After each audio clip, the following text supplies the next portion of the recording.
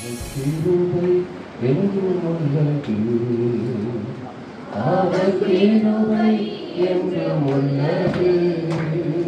அவரை போற்றி துதித்து பாடி அல்லேலூயா என்றார் பரிபூர்ண. அவரை போற்றி துதித்து பாடி அல்லேலூயா என்றார் பரிபூர்ண.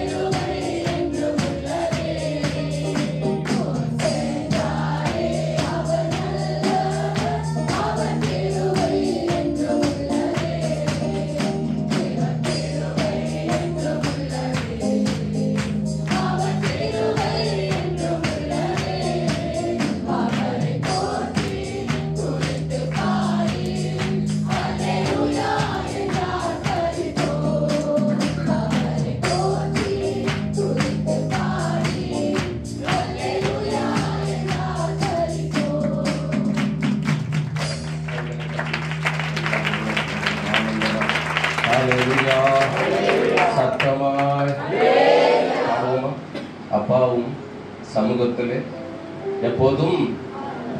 ஆமென், ஆமென், ஆமென். அப்பாவும் சமூகத்திலே எப்போதும் ஆராதனை. அப்பாவை துதிக்கையிலே நீங்க உள்ளமெல்லாம் பொங்குதையா, நீங்க உள்ளமெல்லாம் பொங்குதையா. அப்பாவும் சமூகத்திலே எப்போதும் ஆராதனை. அப்பாவை துதிக்கையிலே நீங்க உள்ளமெல்லாம் பொங்குதையா, நீங்க உள்ளமெல்லாம் பொங்குதையா. தாயை போல ஏற்றுகிறீர், தகப்பனை போல சுமக்கிறீர். தாயை போல ஏற்றுகிறீர், தகப்பனை போல சுமக்கிறீர். சோதனை வருகின்ற நேரமெல்லாம் தாங்கி எங்களை நடத்துகிறீர். சோதனை வருகின்ற நேரமெல்லாம் தாங்கி எங்களை நடத்துகிறீர். தாங்கி எங்களை நடத்துகிறீர். அப்பாவும் சமூகத்திலே எப்போதும் ஆராதனை. அப்பாவை துதிக்கையிலே நீங்க உள்ளமெல்லாம் பொங்குதையா, நீங்க உள்ளமெல்லாம் பொங்குதையா. கோவில் காக்கி குஞ்சினக்கும் ஆகாரத்தை தருவீர். கோவில் காக்கி குஞ்சினக்கும் ஆகாரத்தை தருவீர். அவைகள் பார்த்திடும் எங்களை மிகவும் நேசித்து நடத்துவீர். அவைகள் பார்த்திடும் எங்களை மிகவும் நேசித்து நடத்துவீர். மிகவும் நேசித்து நடத்துவீர். அப்பாவும் சமூகத்திலே எப்போதும் ஆராதனை. அப்பாவை துதிக்கையிலே நீங்க உள்ளமெல்லாம் பொங்குதையா, நீங்க உள்ளமெல்லாம் பொங்குதையா. எங்கள் மீது கண்ணை வைத்து ஆலோசனை சொல்லுகிறீர். எங்கள் மேலே கண்ணை வைத்து ஆலோசனை சொல்லுகிறீர். தீங்கு வருகின்ற நேரமெல்லாம் கூடார மறைவில் மறைக்கின்றீர். தீங்கு வருகின்ற நேரமெல்லாம் கூடார மறைவில் மறைக்கின்றீர். கூடார மறைவில் மறைக்கின்றீர். அப்பாவும் சமூகத்திலே எப்போதும் ஆராதனை. அப்பாவை துதிக்கையிலே நீங்க உள்ளமெல்லாம் பொங்குதையா, நீங்க உள்ளமெல்லாம் பொங்குதையா. அப்பாவும் சமூகத்திலே எப்போதும் ஆராதனை. அப்பாவை துதிக்கையிலே நீங்க உள்ளமெல்லாம் பொங்குதையா, நீங்க உள்ளமெல்லாம் பொங்குதையா. கைகளை தட்டி சந்தோஷமாக ஹalleluya, ஹalleluya. அப்பாவும் சமூகத்திலே எவ்வளவு சந்தோஷம். அதனால தயவு செய்து நல்லா பாடுங்க, ஆண்டவரை பாடுங்க. பாடாதவங்களுக்கு நான் இப்ப பக்கத்துல வந்து மைக்கு கொடுக்க போறேன், சரியா? ஏன்னா அவங்க ஒருவேளை மைக்கு விரும்பலாம், அதனால நாங்க பாடல அப்படின்னு இருக்கலாம். அதனால நல்லா பாடுங்க, பாடி ஆண்டவர் நாமத்தை மகிமைப்படுத்துங்க. Thank you Lord. பாடுவோமா உங்க அன்புக்கு முன்னால? Thank you Lord. உங்க அன்புக்கு முன்னால இந்த உலகம் சிறுசுதான், அந்த வானத்தை போல உங்க மனசு பெருசுதான். உங்க அன்புக்கு முன்னால இந்த உலகம் சிறுசுதான், அந்த வானத்தை போல உங்க மனசு பெருசுதான். நீ நினைப்பாவே இருப்பவரே இயேசையா, உங்களை நினைச்சாலே உள்ளமெல்லாம் சொல்லுவையா. நீ நினைப்பாவே இருப்பவரே இயேசையா, உங்களை நினைச்சாலே உள்ளமெல்லாம் சொல்லுவையா.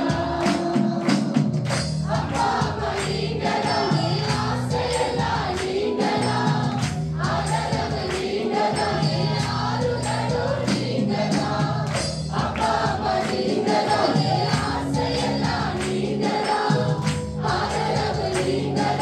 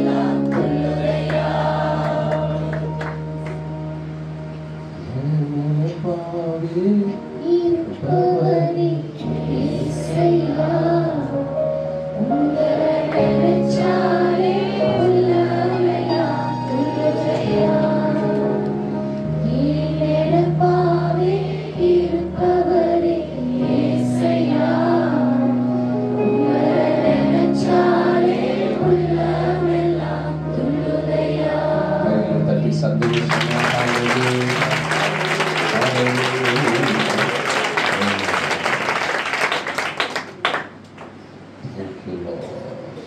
Thank you, Lord. இயேசுவின் பின்னால் நான் செல்வேன், திரும்பி பார்க்க மாட்டேன். சிலுவை என் முன்னால், உலகம் என் பின்னால். பாடுவோமா? இயேசுவின் பின்னால் நான் செல்வேன், திரும்பி பார்க்க மாட்டேன், திரும்பி பார்க்க மாட்டேன்.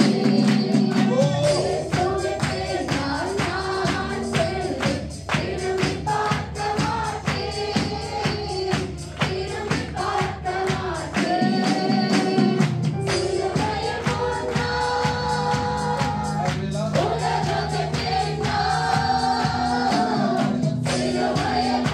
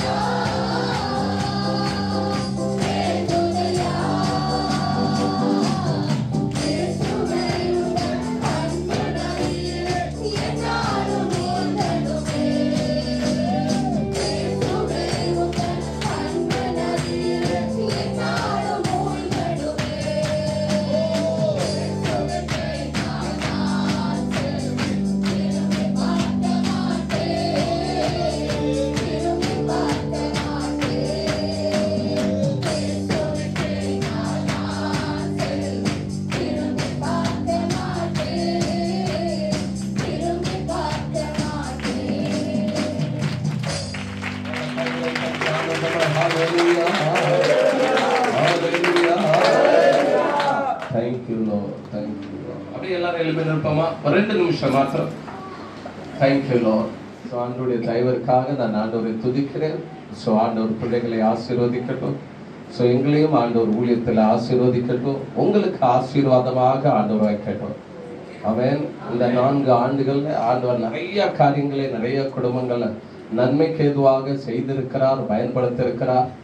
இந்த ஆண்டுல இந்த 4 ஆண்டுகள் இல்லாத அளவுக்கு உங்களுடைய ஆசீர்வாதத்திற்காக, உங்களுடைய கர்ப்பத்தின் கனிக்காக, உங்களுக்கு சொந்த வீட்டிற்காக, உங்களுடைய வியாபாரத்தை தேவன் பல மடங்கு ஆசீர்வதிக்க, உங்களுடைய கையின் பிரயாசத்தை ஆசீர்வதிக்க, உங்களுடைய குடும்பத்தை தேவன் ஆசீர்வதிக்க, நீங்க நீர்ப்பாய்ச்சலான தோட்டத்தை போலவும் வச்சாத நீரூற்றை போலவும் இருந்து ஆசீர்வாதமான ஒரு வாழ்க்கை வாழ உங்களுக்காக தேவன் தம்முடைய தாசனை குடும்பமாக பயன்படுத்தட்டும், ஆசீர்வதிக்கட்டும்னு சொல்லி வலது கரத்தை நீட்டி அப்படி எல்லாரும் 2 நிமிஷம் சத்தத்தை உயர்த்தி ஆசீர்வதித்து செபிப்போம்.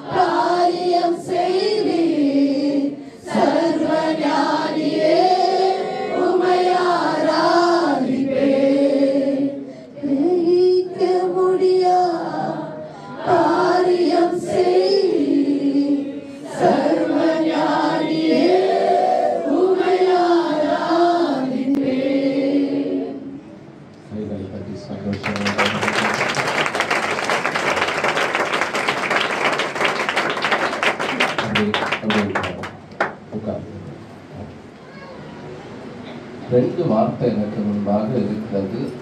ஸோ அதனால தெரியல எந்த வார்த்தை போதிக்கனே தெரியல எனக்கு.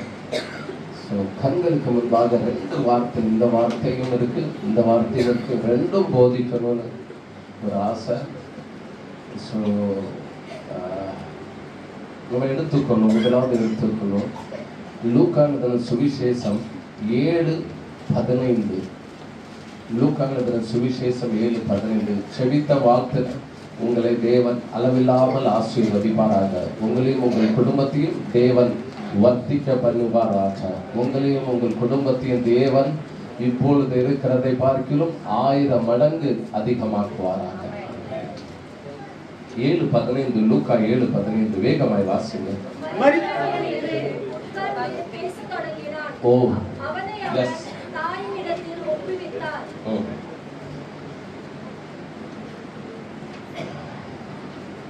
எல்லாம் சேர்ந்து ஒரு முறை வாசிப்போம். வாசிங்க.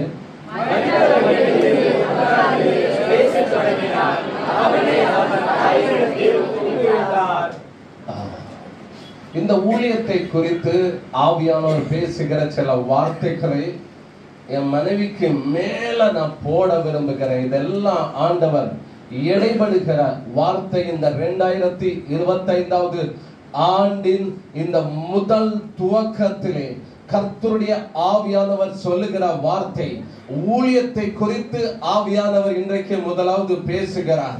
இரண்டாவது ஆண்டவருக்கு சித்தமானால் ஜனங்களுக்கான அந்த வார்த்தையை, இரண்டாவது வார்த்தையை நான் உங்கள் மத்தியிலே கொண்டு வருவேன். ஆகையால தேவ பிள்ளைகள் மிகவும் கவனமாய் கேளுங்கள். முதலாவது ஆண்டவர் ஊழியத்திற்காக தருகிற வார்த்தை என்னுடைய மனைவியை நோக்கி, இந்த வார்த்தையை நான் ஒரு அரை கூவலாக ஆண்டுடைய ஆலயத்திலே நான் கூவுகிறேன்.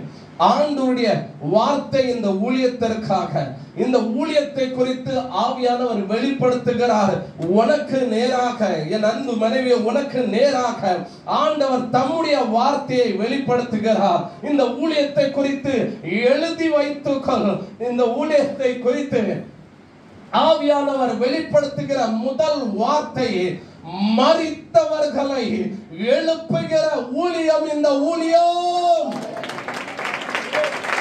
ஆண்டவருடைய வார்த்தை ஊழியத்திற்காக, இந்த ஆலயத்திற்காக, இந்த ஊழியத்தை, ஆலயத்தை தேவன் கட்டினது, எழுப்பினதின் ஒரு மகா பெரிய மகிமையின் நோக்கம் உண்டு. அந்த மகிமையின் நோக்கத்தின் முக்கியத்துவம், முதல் காரியம், மரித்தவர்களை எழுப்புகிற ஒரு ஊழியம். இந்த ஊழியம் அது உங்களுடைய ஊழியத்துல வெளிப்படும் என்கிறார் ஆவியானவர்.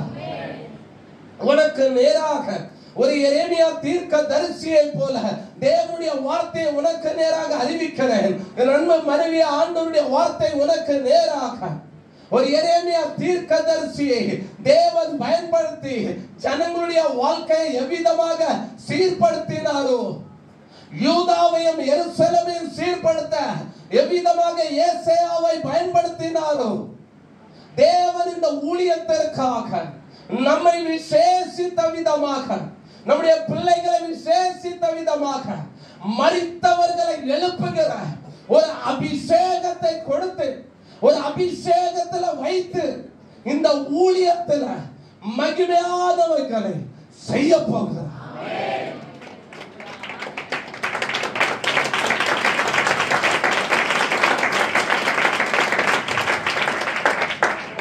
மரித்தவன் எழுந்து உட்கார்ந்து பேச தொடங்கினான்.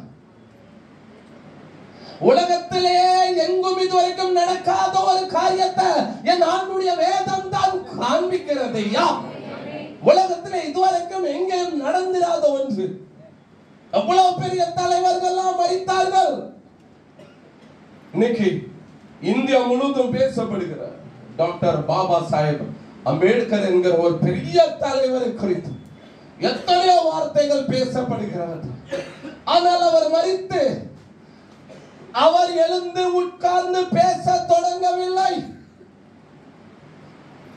நம்முடைய தேசத்தின் மகாத்மா காந்தி அவர்களும் மரித்தார்கள். ஆனால் அவர்கள் எழுந்து உட்கார்ந்து பேச தொடங்கவில்லை.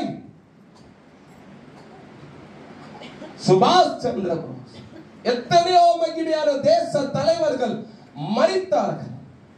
பெரிய பெரிய செல்வந்தர்கள் மரித்தார்கள். பெரிய பெரிய நடிகர்கள் மரித்தார்கள். எத்தனையோ பேர் பெற்ற, புகழ் பெற்ற எத்தனையோ பேர் மரித்தார்கள்.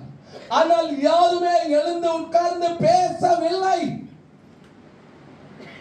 ஆனா என் ஆண்டுடைய வேதம் தான் காண்பிக்கிறது, மரித்தவர்களையும் எழுந்து உட்கார்ந்து பேச வைக்கக்கூடிய ஒரு மகிமை என் பரிசுத்த ஆவியானவருக்குள்ள இருக்கிறது, என் தெய்வத்திற்குள்ள இருக்கிறது, இந்த வேதத்தில் இருக்கிறது. ஒரு முறையாவது மரித்தவர்களை உயிரோட எழுப்பலனா எனக்கு அந்த அவமானம்.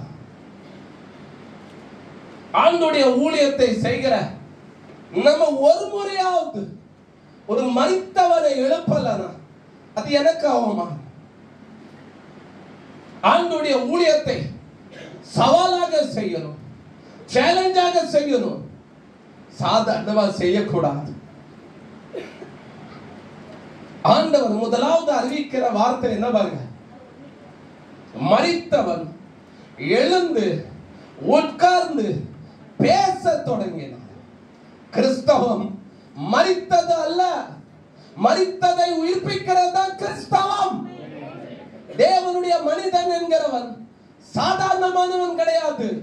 அசாதாரணமான காரியத்தையும் சாதாரணமாக செய்யக்கூடியவன் தான் தேவனுடைய மனிதன். இதுதான் பிறக்கும், இதுதான் நடக்கும், இதுதான் ஆகும், அப்படியே நடக்கும், அப்படியே ஆகும். இந்த வார்த்தையை பரலோகம் கனம் பண்ணும். அவன் தான் தேவனுடைய மனிதன். ஆண்டவர் கனமான ஊழியத்தை உன்னுடைய கைகளில் தந்திருக்கிறார். நம்முடைய கைகளில் தந்திருக்கிற ஊழியம் கனமான ஊழியம்.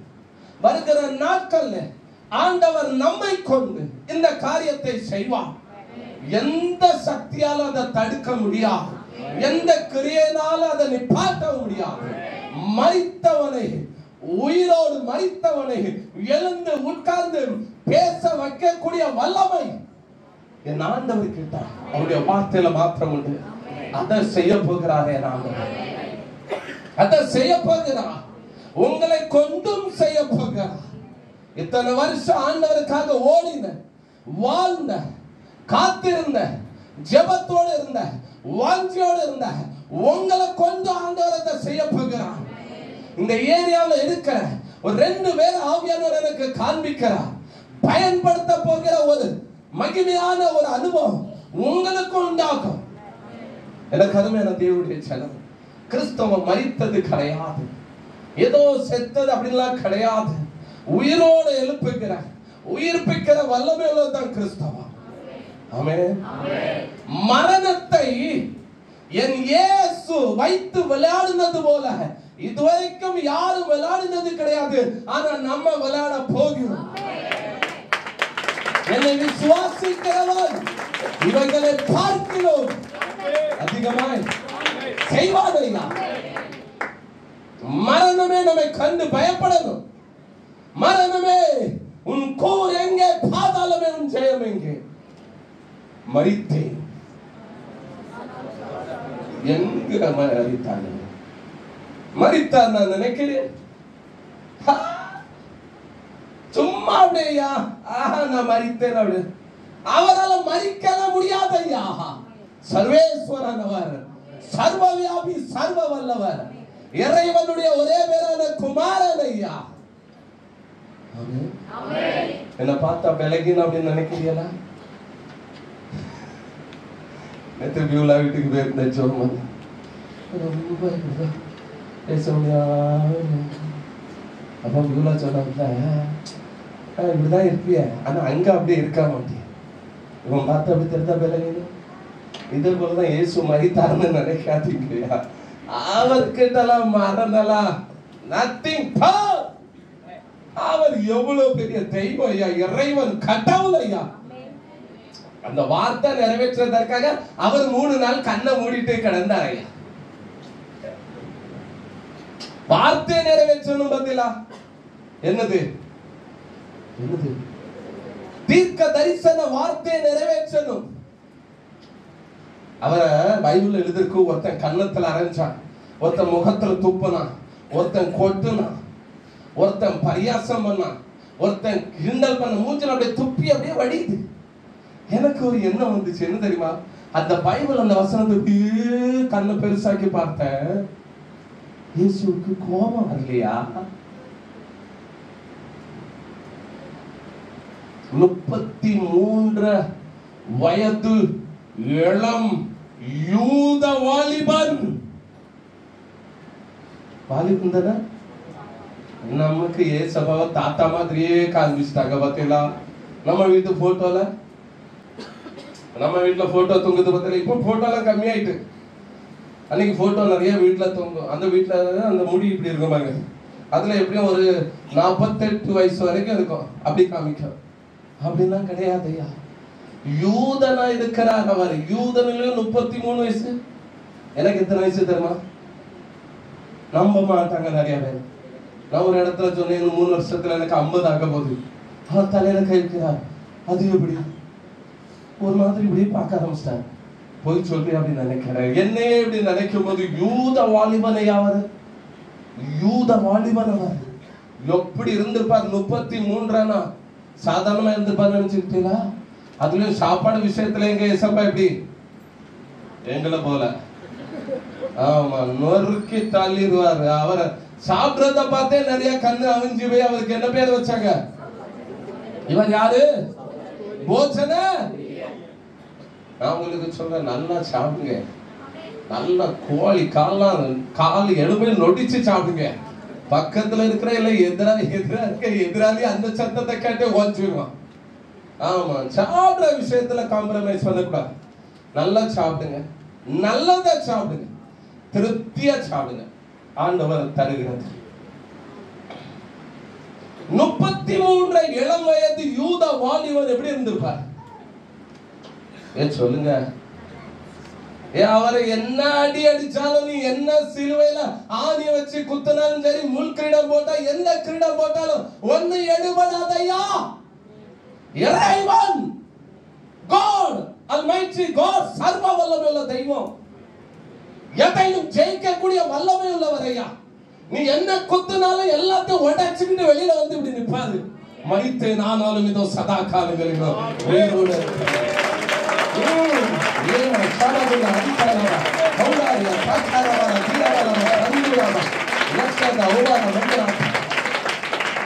அப்படிப்பட்ட ஒரு வல்லமையை இந்த ஊழியத்தில் ஆண்டவர் வைத்திருக்கிறார். இந்த 2025 ஆண்டில் இந்த முதல் ஆராதனையில் ஆவியானவர் வெளிப்படுத்துகிறார். உயிர்ப்பிக்கிற வல்லமை, மரித்தவர்களை உயிர்ப்பிக்கிற வல்லமை, மரித்த கைகளை உயிர்ப்பிக்க கூடிய வல்லமை, மரித்த பார்வையை உயிர்ப்பிக்க கூடிய வல்லமை, மரித்த கால்களை உயிர்ப்பிக்க கூடிய வல்லமை, மரித்த கிட்னியை உயிர்ப்பிக்க கூடிய வல்லமை, மரித்த இருதயத்தை உயிர்ப்பிக்க கூடிய வல்லமை, மரித்த எதுவானாலும் எல்லாவற்றையும் உயிர்ப்பிக்க கூடிய ஒரு வல்லமை இந்த ஊழியத்தில் ஆண்டவர் வைத்திருக்கிறார். எத்தனை பேரை சபா உயிரோட எழுப்பினாங்க? பவுல் எத்தனை பேரை எழுப்பினார்? பேதுரு எத்தனை பேரை எழுப்பினார்? ஒரு பாட்டியமா இறந்துட்டாங்க. எல்லாரும் சேர்ந்து பாட்டு பாடி குளிப்பாட்டிட்டாங்கனாலே அடையாளம் என்ன? இல்ல என்ன எங்க இருக்கல, இல்ல வீட்டுல கோபி வெட்டணுமா வெங்காயம் வெட்டணுமான்னு கனவுல இருக்கலாம். சரியில்லை, இந்த பெண்கள் நிறைய பேர் சரியில்லை. உட்கார்ந்து இருக்கிறது இங்க உட்கார்ந்த மாதிரி தான் இருக்கு, மைண்ட் முழுதும் எங்கேயோ வருது. சரி, உங்களால நான் ரூட்டு மாத்திட்டேன். எங்க வந்த ஒரு பாட்டி இறந்து குளிப்பாட்டி வைத்திருக்கிறாங்க. குளிப்பாட்டிட்டாங்கனாலே அர்த்தம் நீ என்னது பாட்டிக்கு அவ்வளவுதான். ஆனா அங்க இந்த பேதுரு போற எல்லாரும் கூட்டுறாங்க, பேதுருவை கூட்டிட்டு போறாங்க. பேதுருவை வாரும் ஏழைகளுக்கு உதவி இருக்கிறா, அனாதைகளுக்கு உதவி இருக்கிறா, இப்படி ஊழியம் பண்ணி இருக்கிறா, இப்படி துணிமணி எல்லாம் வாங்கி கொடுத்திருக்கிறா, அவ இறந்துட்டா, நீங்க வாங்க. அடக்க ஆராதனைக்காக அழைக்கப்பட்ட பேதுரு. ஏன்னா பேதுரு அன்னைக்கு பெரிய தலைவரா இருந்தார். அப்போஸ்தலர்கள்ல பேதுரு, யோவான், யாக்கோபு இந்த 3 பேரும் பெரிய லீடர். அன்னைக்கு அப்போஸ்தல நடவடிக்கைகளுடைய நாட்கள்ல இவர்கள் மூப்பர்கள், பெரியவர்கள். அன்றைக்கு பேதுரு பக்கத்துல தான் வந்திருக்கிறார் அப்படின்னு ஒரு செய்தி அவங்களுக்கு வந்தது. யோப்பா பட்டணத்துல அக்கம் பக்கம் நடமாடுறார் பேதுரு. கூப்பிட்டாங்க வந்து ஒரு பெரிய ஆளை அடக்கம் பண்றதற்காக. ஏன்னா அந்த பாட்டியம்மா ரொம்ப நல்ல அம்மா, அவங்க பேரு தபித்தாள். அவங்க நிறைய பேருக்கு உதவி செய்திருக்கிறாங்க. அடக்க ஆராதனைக்காக பேதுரு கூப்பிட்டிருக்கிறாங்க. ஆனா பேதுரு அடக்க ஆராதனையை நடக்கிற ஆராதனையா மாத்திட்டாரு. ஆராதனையா மாத்திட்டாரு பாருங்க. எல்லாம் அடக்கத்திற்காக கூடி வந்திருக்கிறாங்க. அங்க கல்லறைக்கு ஆட்களும் போயிட்டு அர்ஜுன் பிரதர் எங்க அங்க இருக்குதா?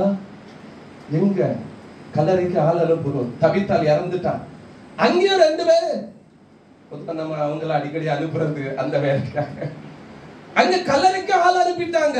எதற்கு? குழி தோன்றதற்காக. ஆட்கள் போயிட்டாங்க. பெட்டி வாங்குறதற்கு 2 பேரு. ஆம்புலன்ஸ் போன் பண்ணியா பார்த்து என்ன இவனதான் ஆம்புலன்ஸ்ல கொண்டு போகும் போல வணக்கம். எல்லா ஏற்பாடும் நடந்துட்டு இருக்கு. முடிவு என்ன தெரியுமா? அடக்க ஆராதனை. ஆனா குளிப்பாட்டி வைத்திருக்கிற அந்த அம்மா கிட்ட இந்த பேதுரு போய் என்ன பண்ணாரா? நீங்க எடுத்துட்டே நினைக்கிறேன், வாசிங்க. முதல்ல என்ன செய்தானா? ஏன் எல்லாரும் வெளியில போக செய்தான் தெரியுமா? எல்லாரும் ஒரு முடிவோட இருக்கிறாங்க. என்ன தெரியுமா? எப்படியாவது எவ்வளவு லேட் ஆனாலும் கொஞ்சம் மண்ணை அந்த அம்மா மேல போட்டுட்டு தான் வீட்டுக்கு எல்லாம் மண்ணு போடுறதற்காக வந்திருக்கிற விசுவாசி. உங்களை சொல்லல, அன்னைக்குள்ள விசுவாசி. இதுவும் அப்படிதான் இருக்கு. போன் பண்ணி பாடி வந்துட்டா, கொண்டு வந்துட்டாங்களா, என்ன ரொம்ப லேட் ஆயிட்டு இருக்குது, என்ன சீக்கிரம் எடுக்க சொல்லுங்களேன், எனக்கு வேலைக்கு போகணுமே. மண்ணு போட்ட எப்படியாவது ஒண்ணு மண்ணு போட்டுட்டு எல்லாம் அதுலதான் தீவிரமா இருக்கிறாங்க தவிர அந்த காலத்துல உள்ள விசுவாசியை சொல்றேன். அதனால பேதுரு பார்த்தாரு, எல்லாம் என்ன பிளானோட கலந்துருக்கு. மண்ணை போட்டுட்டு போய் கைய கழுவிட்டு ஒரு நாகோரி சாயாவையும் எல்லாம் அந்த மென்டாலிட்டியோட இருக்கு. பேதுரு பார்த்தாரு, இதை வச்செல்லாம் ஒரு எழுப்புதல் ஆராதனை நடத்தவே எல்லாரும் என்ன செய்தாரா? வெளியில போக செய்து இப்ப அவர் மெத்தட்ல அவர் வரார். இந்த முழங்கால் போடுகிற மெத்தட் பேதுருக்கு எங்க இருந்து வந்துச்சு தெரியுமா? இவருக்கு ஒரு எஜமானன் இருந்தாரு, இவருக்கு ஒரு போதகர் இருந்தாரு, இவருக்கு ஒரு குரு இருந்தாரு. அந்த குரு கிட்ட இருந்துதான் இந்த பழக்கம் இவருக்கு வந்தது. அந்த குருவை அவர் பார்க்கும் போதெல்லாம் அவர் எப்ப பார்த்தாலும் நெடு முழங்கால் நின்று அவர் செபித்தாரா. அவர் தான் என் ஆண்டவராகிய இயேசு கிறிஸ்து. கெத்செமனே தோட்டத்துல இந்த 3 பேரையும் கூட கூட்டிட்டு போனார். பக்கத்துல பேதுரு, யாக்கோபு 3 பேரையும் கூட்டிட்டு போய் கொஞ்ச நேரமாவது என்ன செய்யுங்க, ஜோபம். இவர் கொஞ்சம் கல்லறி தூரம் வரைக்கும் அந்த தூரத்துல போய் முழங்கால் போட்டு ஜோம் வந்தார். பேதுரு என்னவோ முழங்கால தான் ஜபத்தை ஆரம்பிச்சான். ஆனா முடிவு தூக்கத்துல இருந்தது. அவன் முழங்கால் போட்டுதான். ஏன்னா அவர் பாணி, அவர் மெத்தடே அப்படிதான். யார் மெத்தடு? இயேசுனுடைய மெத்தடே இப்படிப்பட்ட மெத்தட் தான். முழங்கால நின்று நிறைய பேருக்கு முழங்காலே பிடிக்காது. எல்லாருக்கும் இப்போ ஒரு சர்ச்சுக்கு போயிருக்கிறோம். உண்மைக்கு சொல்ற கேட்காதீங்க, இங்கதான் பக்கத்துல அக்கம் பக்கம் எங்கேயோ ஒரு 2 கிலோமீட்டர் 4 கிலோமீட்டர் ஏதோ ஒண்ணு. திடீர்னு ஒரு நாள் போயிருக்கு. கேட்டா தேசத்திற்காக ஜெபம் நடக்க பயங்கரமா. நானும் இதை பார்ப்போமே இந்த ஜெபத்தை, பெரியவங்களே இருக்காரு அப்படின்னு பைய கதவை திறந்து உள்ள பாக்குறேன். உள்ள ஜெபம் வல்லமையா நடக்கு. ரவுண்டா சுத்தி ஒரு 10 சேர், 10 சேர்லயும் 10 பேரும் ஹாய் இப்படி உட்கார்ந்து சாஞ்சிட்டு கிடந்துக்கிட்டு வல்லமையாய் தேசத்திற்காக ஜெபம். ஹல்லேலூயா. முழங்கால் யாவும் மூன்றில் ஒன்றாக. இந்த முழங்கால் போடுற பழக்கம் பேதுருவுக்கு இங்க இருந்து வந்து, பேதுரு அந்த மெத்தட்ல போயிட்டாரு. என் குரு, என் போதகர் எனக்கு சொல்லி தந்த அந்த மெத்தட்ல நான் முழங்கால் போடுறேன்னு முழங்கால் போட்டாரு. முழங்கால் படிக்கிட்டு ஜெபம் பண்ணி எந்த பக்கமாய் திரும்புறாராம்? எதற்கு பக்கம் யாருமே திரும்ப நினைக்க மாட்டார்களோ அந்த பிரேதத்தின் பக்கமாய் திரும்பி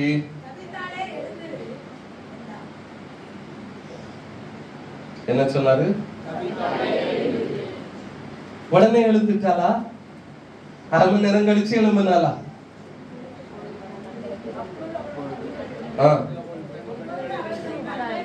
அப்பொழுது அவள் தன் கண்களை, நான் சொன்னலாம், மரித்த கண்களையும் உயிர்ப்பிக்க கூடிய வல்லமை தான் இந்த வல்லமை. முதலாவது அவளுடைய கண் திறந்ததோ. ஹலோ, டெட் பாடியினுடைய கண்ணை மாத்திரம் திறந்துருங்க, வேற ஒண்ணும் திறக்கண்டா. நீங்க அதை புதைக்க மாட்டீங்க தெரியுமா? ஒரு 80 வயசு பாட்டியை கொண்டு போய் கொரோனா நாட்கள்ல இறந்துட்டு அப்படின்னு கொண்டு கல்லறையில கொண்டு போய் இவன் தீ கொளுத்த போறாங்க, உள்ள அனுப்ப வேண்டியது. திடீர்னு பாட்டினுடைய கையோ காலோ அப்படியே ஆட ஆரம்பிச்சுட்டான். கொஞ்ச நேரத்துல அதை மாத்தி அப்படி எல்லாரும் வெளியில கொண்டு வந்துருக்க. அப்படியே ஸ்ட்ரக்சர்ல இருக்கு. பாட்டி எழுதி உட்கார்ந்துட்டு கொஞ்ச நேரத்துல வாழைப்பழம் எடுத்து கொடுத்தாங்க. அது உரிச்சு தின்னுட்டு இருக்கு. நியூஸ்ல வந்திருக்கு, பாத்தீங்களா? அதை பாருங்க, நியூஸ்ல ரொம்ப ஃபேமஸ் ஆச்சு. அது கண்ணை மாத்திரம் திறந்து விட்டுருங்க. வேற ஒன்றும் திறக்கலனாலும் என்ன திறந்து விட்டுருங்க? கண்ணை திறந்து, அடுத்தது கண்ணு தெளிவாயிட்டு இருப்போம், பார்க்க ஆரம்பிச்சிட்டா, கண்ணை திறந்துட்டா, பார்க்க ஆரம்பிச்சிட்டா. அடுத்து கால் ஆக்டிவேட் ஆயிட்டு, கால் மேல அந்த வல்லமை போயிட்டு, கால் என்ன பண்ண ஆரம்பிச்சுட்டு உட்கார்ந்து அது பிறகு உட்கார்ந்தால் இவன் கை கொடுக்கிறாங்க, வாழ்த்துதல், கை ஆக்டிவேட் ஆயிட்டு நினைச்சுடுங்க.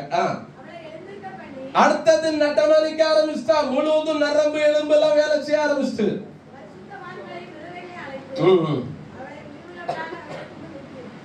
பாருங்க உயிர்ப்பிக்கிற வல்லமை ஆண்டவர் நம்முடைய ஊழியத்தில் வச்சிருக்கிறார். பிரியமானவர்களே, இதைத்தான் இந்த புத்தாண்டு முதல் வாரத்தில் ஆண்டவர் பேசுகிறார்.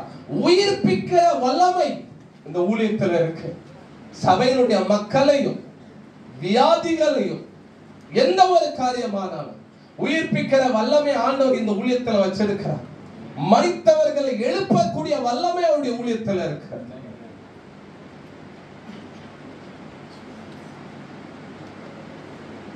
யோவான் 11:44 வேகமாய் வாசிங்க. உங்களுக்கு கோபம் வராம இருந்தா கூட 2 வசனத்தை வாசிங்க. யாரு? திரும்ப மரித்தவன் வெளியே. ஹலோ, நீங்க தேவனார்ல போய் எத்தனையோ அடக்கம் பண்ணிட்டு வந்தீங்களே, யாராவது திரும்ப சாயந்தரம் வெளியில வந்து சாயா குடிக்க வந்தாரு, அங்குள்ள வாட்ச்மேன் போன் பண்ணானா உங்களுக்கு? ஐயா 2 மணிக்கு மதியம் புதைச்சிட்டு போனீங்களே, அவர் கொஞ்சம் வெளியில சாயா குடிக்க போயிருக்கிறார் சாயந்தரம். இங்க அப்படிதான் நடக்குது. மரித்தவன் வெளியே வந்தார், அது போதுமே. வெளியே வந்துட்டாலே போதுமே, ஒருத்தனும் நிக்க முடியாதாங்க. எதுல இருந்து வெளியில வந்தான்னு வசனம் சொல்லுது? கல்லறையில இருந்து வெளியில வந்தா. ஆமென். மார்க் 5:35 வாசிங்க. சீக்கிரமா, நேரம் ஆகல. அவன் இப்படி பேசிக் கொண்டிருக்கையில் ஜெப ஆலய தலைவருடைய வீட்டிலிருந்து சிலர் வந்து, உன்னுடைய குமாரத்தி மரித்து போனால் இனி ஏன் போதகரை வருத்தப்படுத்துகிறீர்கள் என்றார்கள். இது யாருடைய பாஷை தெரியுமா? இது ஜனங்களுடைய பாஷை. ஆனா ஆண்டுடைய பாஷை பாருங்க, 39 வாசிங்க. உள்ளே பிரவேசித்து நீங்கள் சந்தடி பண்ணி அழுகிறது என்ன? பிள்ளை மரிக்கவில்லை, நித்திரையா இருக்கிறார் என்றார். ஜனங்கள் சொல்றாங்க மரித்து விட்டது. ஆனா இயேசு சொல்லுகிறார் இல்லை. ஹலோ, டெட் பாடியை இயேசு என்னதான் நினைக்கிறாரு? ஏன்னா கேட்கிறேன், டெட் பாடிய எவ்வளவு கஷ்டப்பட்டு புதைச்சாங்க தெரியுமா? லாசருவை சும்மாவா புதைச்சாங்க? புது துணி வாங்கி செலவு பண்ணி இருக்கிறாங்க, தூப வர்க்கெல்லாம் போட்டு இருக்கிறாங்க, எவ்வளவு அழுது இருக்கிறாங்க, சாப்பிடாம நடந்திருக்காங்க.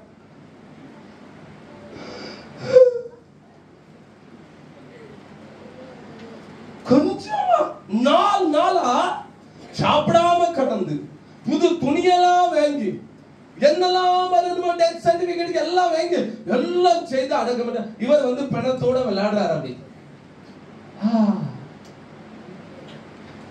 நான் உண்மைக்கு சொல்றேன், இயேசுவுக்கு முன்னால மரணத்தை பத்தி நம்ம பேசுறதே தப்பு. என்ன தெரியுமா?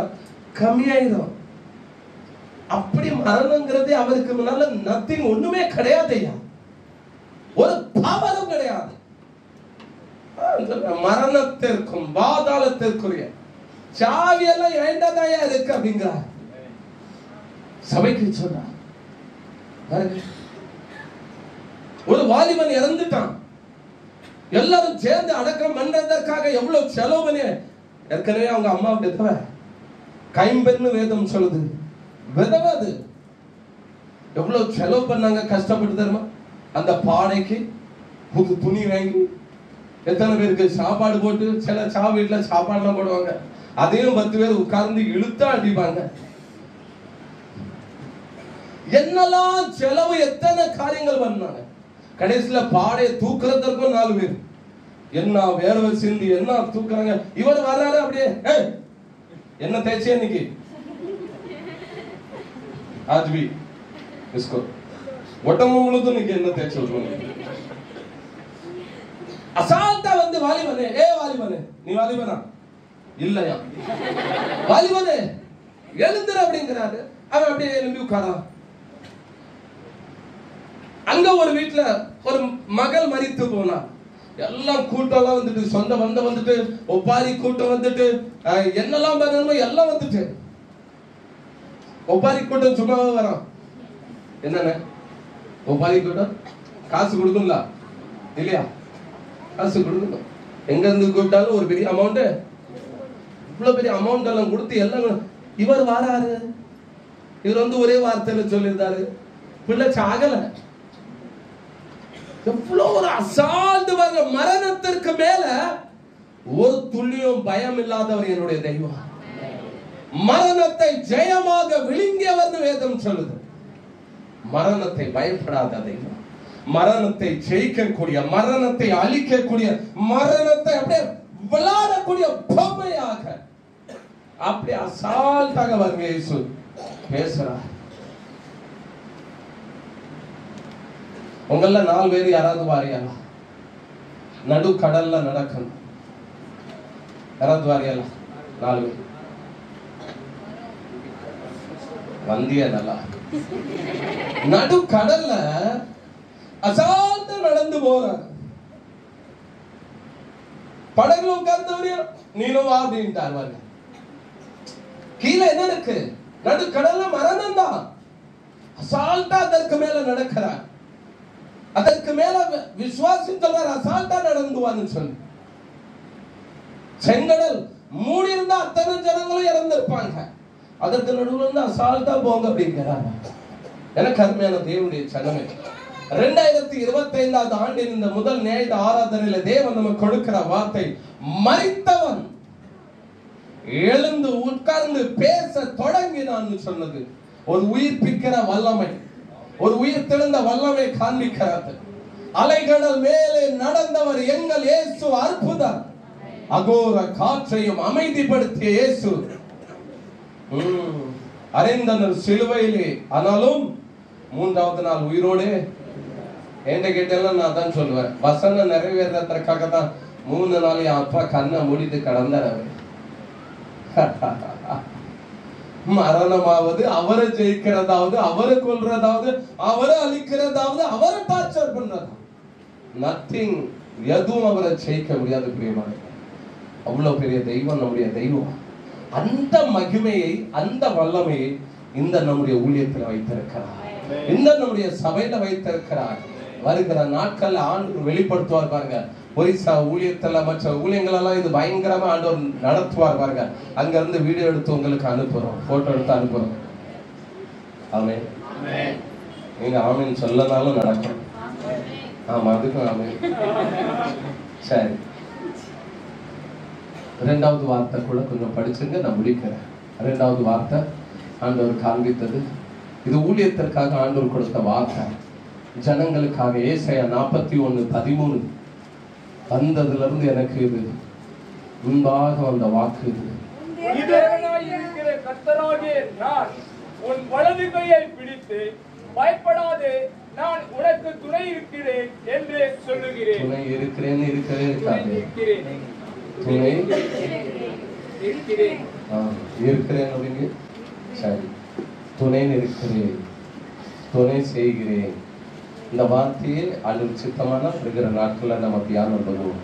ஸோ ஆண்டவர் தைரியப்படுத்துகிற ஒரு வார்த்தை. புது வருட ஆராதனையில ஆண்டவர் ஒரு வார்த்தையை அழுத்தமாக பேசினார், பயப்படாதுன்னு சொல்லி, பயப்படாதுன்னு சொல்லி. ஸோ உன் தேவனாய் இருக்கிற கர்த்தராகிய நான் உன் வலது கையை பிடித்து பயப்படாத, நான் உனக்கு துணை நிற்கிறேன் என்று சொல்லுகிறேன். ஸோ இந்த வார்த்தையை பிடித்துக்கொண்டு ஆண்டவர் சித்தமான வருகிற நாட்களை நம்ம தியானிப்போம். நேராக அப்படியே எல்லாரும் எழுப்பிருப்போமா? வேகமாக ஒரு பாடலை பாடுவோம். அப்பொழுது ஆண்டோடைய ஊழியத்திற்காக நம்ம காணிக்க இருப்போம். ஹல்லேலூயா, thank you Lord.